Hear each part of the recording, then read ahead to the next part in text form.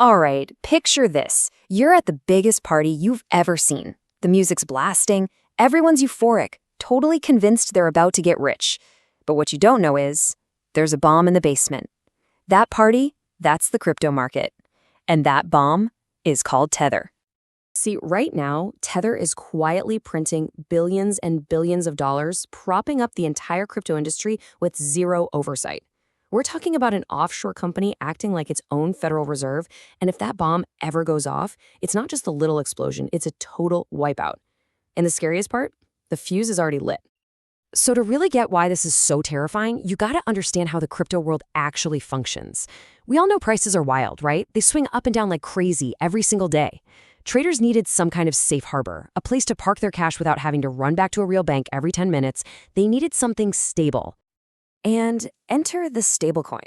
The best way to think about it is like a casino chip. It's simple. You walk in, you hand over a real US dollar, and they give you a plastic chip that's worth exactly $1. You can use that chip to play all the games you want.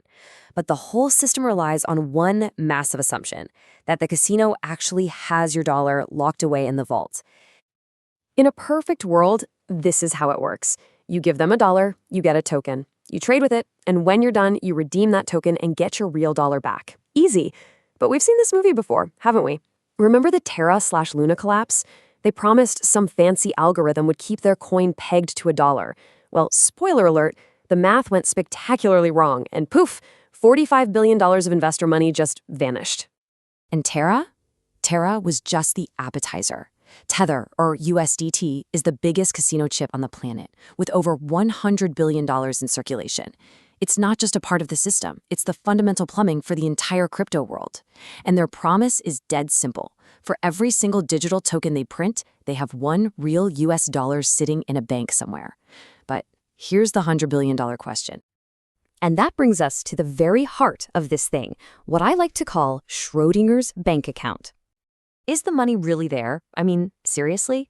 If you told me you had $100 billion stashed away, I'd probably want to, see a bank statement. If you were the literal backbone of a $1 trillion market, I would demand a full independent audit. But Tether? Nope, they don't do audits. Instead, they do this thing called an attestation, and you have to understand the difference because it's everything. An audit is like a forensic investigation. It's a deep dive into everything. An attestation, it's basically a trust me bro snapshot. It's like taking a selfie with a big pile of cash. It proves you had it for a second, but it says nothing about where it came from or where it's going 5 minutes later. So where's the cash? Officially, they claim it's all in super safe stuff like US treasuries. But for years, the rumor has been that they're holding a bunch of risky IOUs, specifically from the shaky Chinese real estate market. The truth is, nobody actually knows. And after we all watched giants like FTX and Celsius lie through their teeth and steal customer funds, why on earth is the industry giving this offshore company a free pass? This is where we get to the real nightmare scenario. This is what happens if the trust finally shatters and the whole house of cards comes down.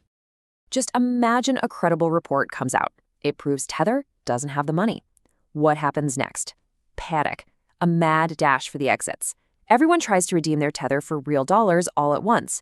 It is a classic bank run, but with no FDIC, no government to bail them out.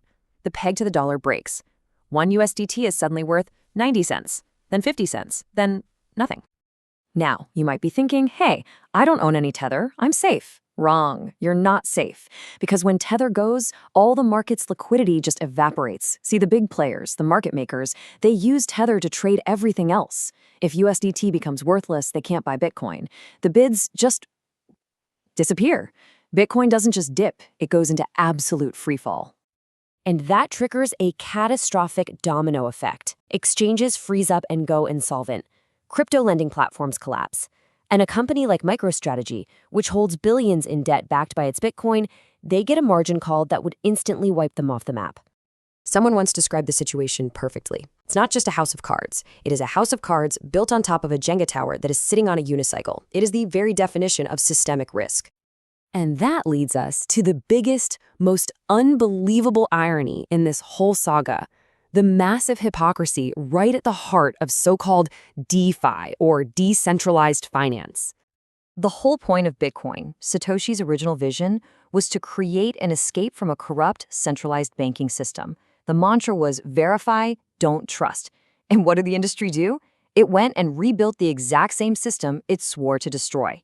Tether is a central bank. In fact, it's worse. It has no oversight, no transparency, and it operates completely in the shadows.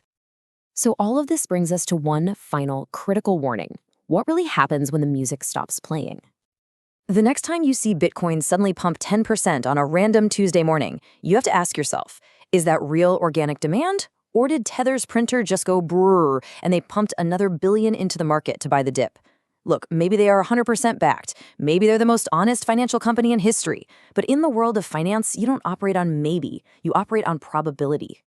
And the hard truth is, right now, nobody really wants to ask these tough questions. As long as the music is playing and the price of Bitcoin keeps going up, everyone is perfectly happy to keep on dancing. They're happy to ignore the ticking bomb in the basement. But if history has taught us anything about financial bombs, it's that eventually they always go off. And when this one does, don't say you weren't warned. Because in this insane game of crypto musical chairs, Tether is the one controlling the music. And one day, they are going to unplug the speaker. The only question is, will you have found a seat when they do?